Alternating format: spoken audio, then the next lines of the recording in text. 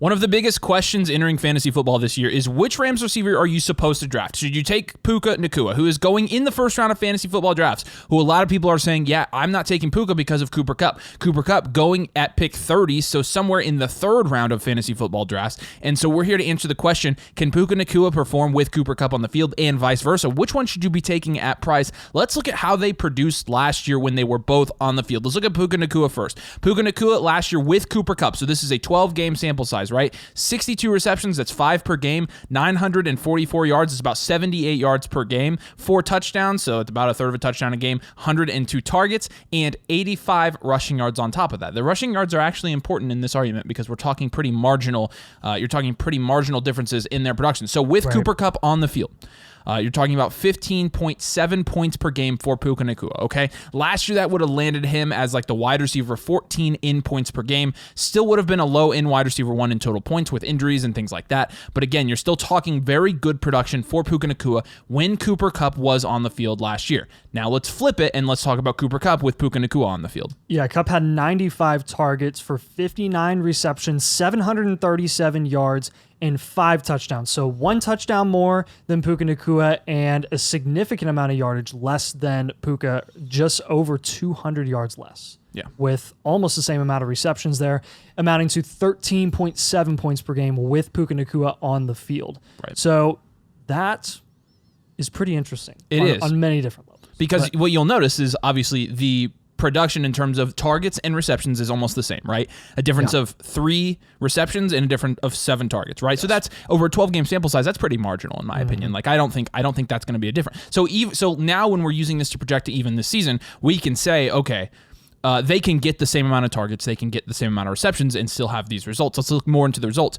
Kupp actually had 1 more touchdown than Puka Nacua had. So you're talking about touchdowns being the most volatile of stats. Kupp actually capitalized on that. Yep. With that being said, where did the difference in production come for these two wide receivers? It was yardage, 100%. Yeah, 200-yard gap between the two of them, which is, you would have thought, I thought, at least when I first saw this data, I was like, it's got to be Puka's yak.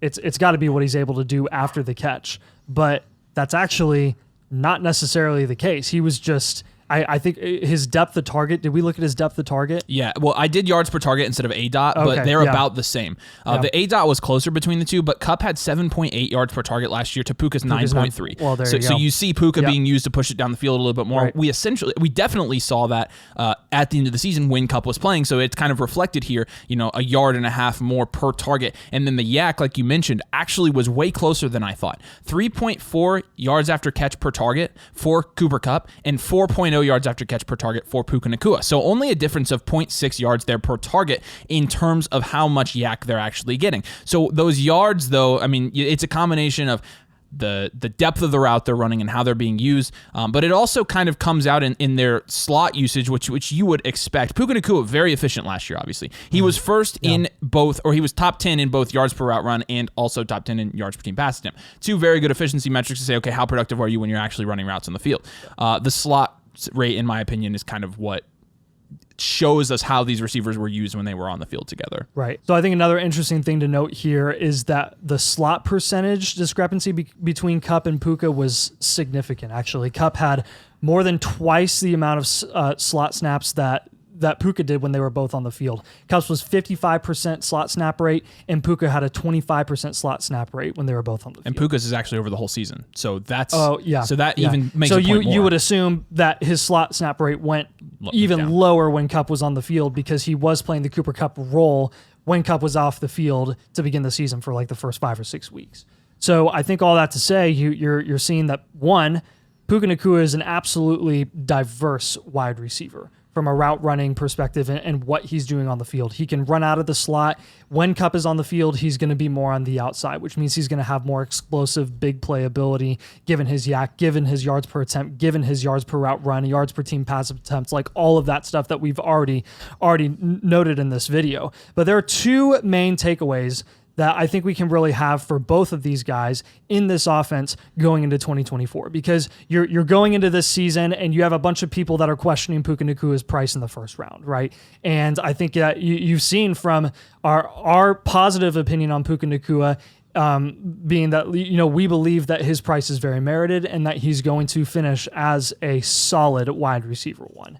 And we don't really have a question about that at all. There's a lot of doubters in fantasy, a lot of people that believe that Cooper Kupp is going to eat into Puka Nakua's workload and really take away from him.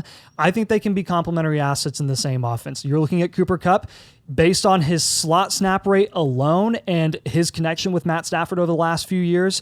He has a very safe floor, a very high target option with injury risk attached. That's the big risk with Kupp. I don't think that you're going into 2024 saying that Kupp is going to be super hit or miss, or he's going to be, really inconsistent when he's on the field. We know what Cooper Kupp is with Matt Stafford, and that is a high volume of targets and a high passing volume offense where he's going to get his own, and a lot of that is going to be in the slot. What does that amount to? Well, probably what he got with Puka Nacua on the field last year. Right. Like 13 to 14 points per game.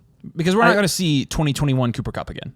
No, it's that ship has sailed, and I think his price demonstrates that in fantasy right now. But when you're looking on the flip side with Puka Nacua, there's also some interesting takeaways based on his efficiency metrics. I think a lot of it implies that he has a lot higher upside, right? 15.7 points per game with Kupp on the field, with another very, very good NFL wide receiver on the field as a rookie.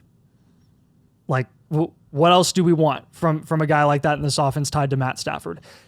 Overall, he's going to have more production. As a result, he outproduced Cooper Kupp when they were both on the field. By 2 points per game. By 2 points per game. That's not fluky, guys. That's not fluky. That's not going to happen. That's not going to just stop happening, I should say. He's more efficient, and in our opinion, he is the premier wide receiver one in this offense going into 2024.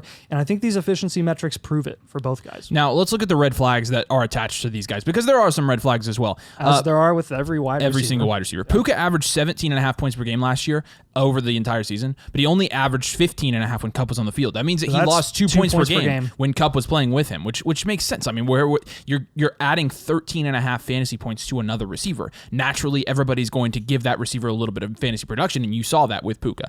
Kupp, on the other hand, averaged 13.5 points per game last year with Puka, which if he did that again this year, he'd be like a wide receiver 2, low-end wide receiver 2. Like, so with Cooper Kupp, again, if you're expecting Cooper Kupp to be the guy he was when he was the dominant wide receiver one in fantasy football, it's just not happening with Puka Nacua. And the mistake that a lot of people are making, and I think you would probably agree with this, the mistake a lot of people are making is that they're looking at Puka Nacua as somebody who benefited when Cooper Kupp was injured last year, and then when Kupp came back, Kupp was the wide receiver one, and Puka kind of shrunk back down into that role. But here's what actually happened.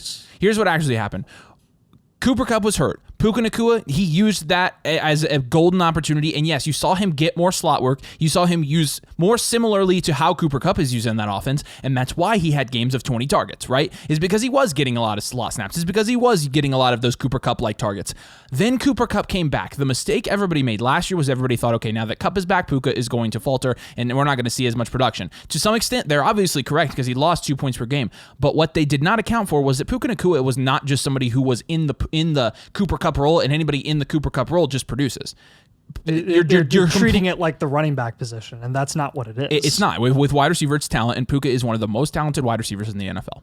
He is. I mean, ask any wide receiver in the NFL, and they would tell you that Puka is one of the most talented. His yak ability, his juke rate is very high as well. He is really, really good at a lot of things. Route running, he's good as an X. He's good with contested catches. And this is a guy, again, that had 4 touchdowns last year and still, during that period, had 15.5 points per game. What if Puka Nacua has 6 or 7 touchdowns this year? I mean, you're talking about him repeating where he was last year, even with Cooper Kupp on the field. And so, again, both of them having relatively low touchdown rates, both of them could actually benefit from more touchdowns this year. You saw Kyron Williams, he had like 18 touchdowns in like 12 games or something like that. It was wild. You saw a lot of touchdowns taken from the backfield at some point last year for the Rams. And so with that being said, what are we doing with these guys? Puka at price is a draft. You draft Puka Nacua. He's very safe, but he has such high upside, guys. With Cooper Kupp on the field, yes, Cooper Kupp is going to produce. It's Cooper Kupp. But Cooper Kupp is not the Cooper Kupp that everybody likes to think he is, first of all, even if he is good. 13 points per game versus 23 points per game is quite a bit different. And you're not going to see 20 point per game Cooper Kupp this year. But Puka Nacua is still going to produce with Cooper Kupp on the field. He has high upside. He's going to be playing a little bit more outside and less in the slot. You saw, again, 25% slot snap percentage last year, and that was even accounting for when Kupp was out and he was actually playing some slot. And guys, don't underestimate the potential rushing upside that Puka Nacua could offer going into 2024. That was something that he demonstrated as a college prospect going into the NFL. And it was something that we were kind of onto, and McVay didn't really take advantage of that until he got closer towards the end of the season. And then they started utilizing him in that way, like on jet sweeps, and really letting him start to come into his own in that type of offense. And it was really, really electric, very effective. And I think that's something where you see his, how many rushing yards did you say he had again? 89 rushing yards? 85 rushing yards when they both played. That's 8 more points. That's 8 a point per game almost. Right, and if you assume that rushing usage is going to go up in 2024, since they've now seen what he can do and they utilize him like that throughout the entirety of the season, that's a significant number of points. It absolutely is. That's a significant number of points, and something that Cooper Kupp just isn't going to get. So it's why Debo can have 90 targets and still be a high-end wide receiver 2, low-end wide receiver 1. And right. Cooper Kupp is going to get the targets, and he's potentially going to get some rushing. Right. So I think you're looking at multiple routes for Puka to get back up to the production that he was before Cooper Kupp was on the field. That's a 2 points per game difference, and that is the volatility of touchdowns. It really can only go up because he was on the low end of the touchdowns that he got in 2023 with 4 touchdowns in the entire season. Yeah. Or no, when they were both on the field. And then the rushing yards. Yeah. Again, that's something that you would assume is probably has a good chance at going up. Yeah, which Puka Nacua, again, 6 touchdowns last year. That's a 5.1% touchdown rate. That's very low. That's low. That's very low. So who should you draft? That's the question that we're asking. The answer is, draft either one of them. I wouldn't necessarily go out and try to put both of these guys on the same fantasy team.